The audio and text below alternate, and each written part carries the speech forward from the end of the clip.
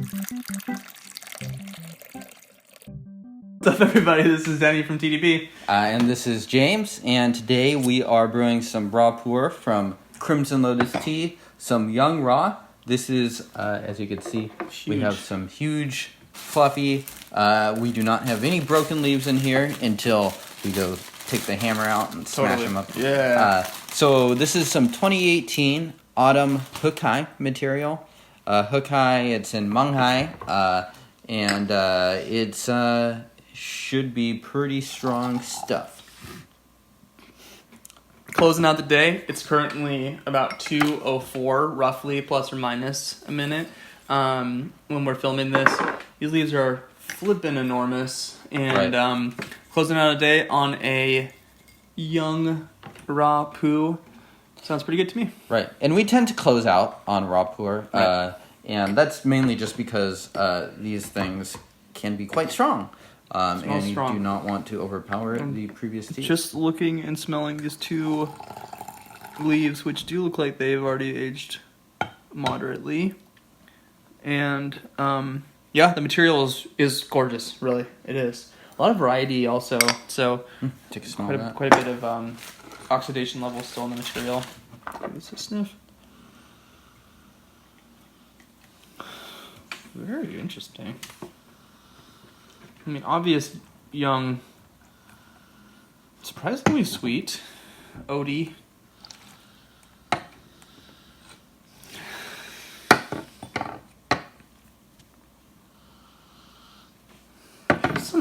There's a lot of going on in there that I can't place. Pretty aromatic. I could smell it from over here. Totally. You're going to town. Yeah. Yeah, almost a little acidic. I could definitely see that, yeah. This will be interesting to go ahead and give a shot. So things that we'll expect from this tea. It's a young raw pu'erh. It's not from a region that we know to be particularly sweet necessarily. It's not an iwu, which we Correct. A crowd favorite here. Yeah. So in that sense, we're expecting this to be potent, maybe not even something that we necessarily think should be drank a lot right now. Right. It's something that we don't have a lot for ourselves, I think. Speaking for myself, at least. Sort of be like really strong young raw. So it's something where I'm going to be paying close attention to just the potency and the strength of the tea to make sure we are not going to destroy ourselves. Sure. As the preparer, and then as drinking it, this could be a few things, right? If you're a tea creator, then you're just trying to get a sense of the material, how it's going to age, that kind of thing. If you're just drinking the sort of matcha, or if you're whatever, not matcha, sorry, the, what's the loose leaf? Matcha? Matcha, excuse me. Matcha.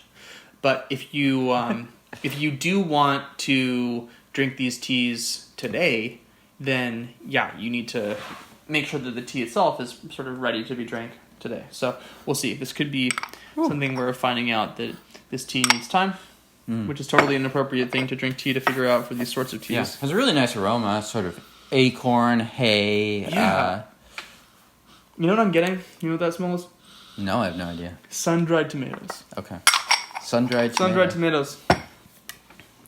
Strong. And it's the sort of sweet, fruity acidity that I'm getting from that. Yeah. Almost raisiny. Okay. All right. Cheers. Here we go.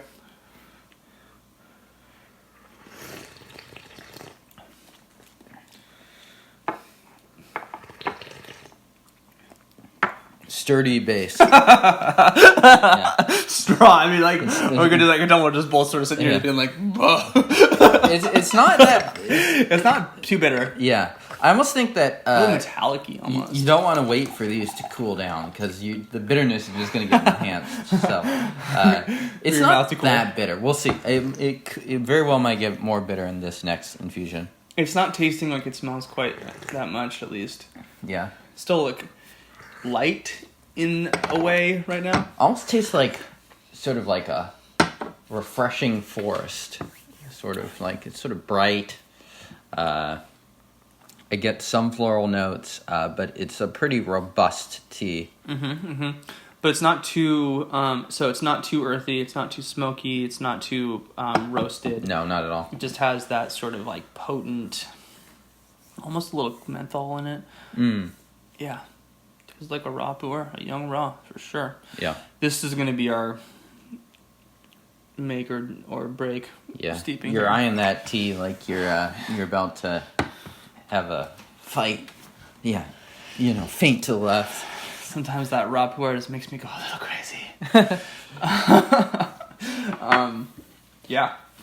Strong, leaving a strong aftertaste. Right. And that is certainly one of the things you would want to evaluate with a raw pu'erh, especially if you're looking at sort of like the aging as well as the enjoyability now is just sort of what is the lingering taste. And this one seems strong so far. Yeah. Still strong, bitter, oceanic, fungal. Not too earthy in a like tomato patch kind of way, but this one's more bitter. This tea. It is, yeah. Little nutty too. Yeah. It's just a kind of an interesting thing to do. I mean, so we've hung out with Scott and tasted matcha material that you want to see if you want to press into a cake. So it's green tea that's been oxidized and then left out to be like impregnated in essence by these wild yeasts and bacteria and all this different stuff to become aged over time. So you taste it. Does it taste good? Is it too strong? And some of these, so like this is a strong tasting tea. How is it going to develop? That's the question, right? And I need to remind myself while brewing this that like for other teas I can be a little more haphazard about pouring fast, but I should pour these pretty quickly. Yeah. Especially after reboiled water. Totally. In terms of the liqueur color, interestingly enough, so characteristic young raw is going to be a yellow. Now, this still looks almost clear, and it's interesting to say that like this tea tastes light still somewhat, but it still has a lot to develop. So it's like I think even its potency has yet to develop somewhat. You'd expect this to be a pretty long steeper too, at least I would. Yeah. Yeah. I think so. There's definitely enough there. Yeah. So this is an interesting thing to drink on the show, Passing the mom test. No. Yeah. Not most moms, at least. So what's the context for drinking this for folks out there, right? Because obviously you and I can be drinking this with sort of the assumption in the future that, wow, this is going to develop into a really delicious aged tea. But for someone who wanted to just go ahead and buy this from Glen today... Right. Well, I mean, obviously a lot of people do enjoy drinking young raw pu'erh now. Right. Some are more enjoyable earlier than later on. Right. And I think you could subdivide it into a lot of categories. I mean, there's certainly the crowd that likes to brew it a little bit lighter, maybe use a little less leaf, but also potentially brew it at a lower temperature. Do it a little bit more like, I don't know, like a powerful strong tea. Yeah, powerful green tea or like a white tea. And try to brew around the strength. And some people just like their tea to be incredibly strong. And some people really can appreciate the sort of the strength and that aftertaste and stuff. And I don't drink these types of teas as much, so it's a little bit harder for me to get into that zone per se. But I do see some of the appeal in this tea for sure. I do too, frankly. I think it tastes good. It's weird to say it because it's strong. It is abrasive. Ooh, it's kicking stronger. You in the face. Yeah. There's a lemoniness to this tea. There's a saltiness to this tea. I think that it's got its fungal rawness going on. It's got that deep, bitter tannin. Yeah. Mouthfeel. It's a really attention-demanding tea. It's not going to pass the mom test. Right. Probably not a good backpacking tea. The Ollie Shan, it was like, who added the sugar to this? This tea will not. You will not make that mistake. No one added sugar to this tea. Whereas an Iwa tea, you might say that. An Iwa tea, I remember the first time I had it. Yeah, I was like, whoa, this is so different. And look, it doesn't mean this is a bad tea. Again, we're not trying, at least I'm not drinking this under the assumption that this is its final form. Let's put it that way. Right. Yeah. Easy to see how this would age, too. Does this cross to you as material that would be good in the future? I think so, definitely. I mean, there's still, sitting here talking about it, plenty of sweet flavors going on, plenty of depth, lots of bright high notes still. So yeah, I could definitely see this tea being a tea that would be... Got the Pu'erhs. I do. Pressed and then aged quite effectively. Yeah. Beautiful I mean, the material is huge, stunning. Yeah, it looks like high quality pristine material. leaves. Yeah. I mean, really, just it's hard to show up on camera, but just like a nice big old beautiful leaf here. So yeah, and hand-picked clearly. There's no machine cutting around the edges whatsoever. It's really, yeah, beautiful quality. So, if I were Glenn, I'd be drinking this every year to see when it's ready to rock and roll, right. And sell for a larger audience. Right. But this is also an opportunity early on when you have something that, if Glenn thinks this is a promising tea, especially to be like, look, this is a tea you're going to hold on to for 5 years until you start drinking. Right. And I think if I recall, he told me that he will be pressing some of this in 2019 too. Got it. He had reserved some of the material. Don't quote me exactly, but I think that was the case. So, yeah.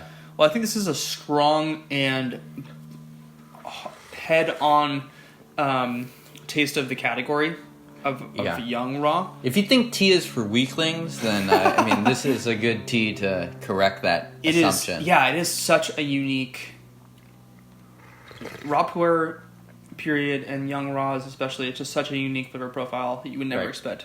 So really good, and this tea is not disappointing. I don't think it's ready for me and my personal preferences today, in terms of repeat drinkability. But I think too strong. Yeah. But I think that in terms of just getting a flavor or a taste for the flavor, it's really full. It's really robust. It would be really difficult to have another lighter tea after this. Like if we had the Alishan, we had a couple episodes back after this, it would be totally over. The Alishan would have been totally overshadowed. But Denny, where can someone find out more about tea? Check out Crimson Tea. Crimson Lotus, teas. Crimson-Lotus Tea. I think it's just Crimson Lotus Tea. CrimsonLotusTea.com. Glen and Lamu, they're awesome and local favorites, and they're great, and they produce great teas. So check them out for sure. This is a unique young raw of theirs, so I'd say definitely get your expectations set correctly with this one, because it definitely is strong, as we've been talking about. Check them out. I think they have a blog probably, and I know Glen's just a exquisite tea nerd, so no doubt this is strong stuff. Play some drinking games with this tea, guys. Yeah, and James, if folks want to learn more about a whole database of teas, what should they do? Well, there's this place on the internet called TeaDB.org where we have all of our content, and you can hit thumbs up if you enjoyed this video, hit subscribe if you want to see more of our videos. Totally. Tons of content on TeaDB, articles, lots of episodes. Written content, images on Instagram. Yeah. Where's the Denny in between episodes? Blog posts. Denny in between episodes coming. You can splice in like a mangled foot as my excuse. Don't do that. That'll be the whole in between episode. Just a sad mangled foot being hit by a hammer. But yeah, James is a content creating powerhouse, and he takes full responsibility for this. I do not take any responsibility. I'm just a doofus here who enjoys drinking this stuff with him. Check us out. Hit this notification bell. You can tell how strong this tea is by how long this outro is. Yeah. Tell your mom to subscribe. Tell your grandma to subscribe. Yeah, have some kids and get them to subscribe. Make sure that when you get their Gmail, hey son, today is day 4 of your life. Like, wow, it's a beautiful day out. I subscribed to TeaDB today. Do that. It's like you set up your kid's college fund and hit the subscribe to TeaDB. Get your bases covered. Yes. Yeah. Do the important things in life. Set up a college fund for your kids and subscribe to TeaDB. Don't mix them up, because you're gonna send us money instead of sending your kids to college. Don't do that. All right. This is a powerful tea. We'll see you guys next time. Cheers.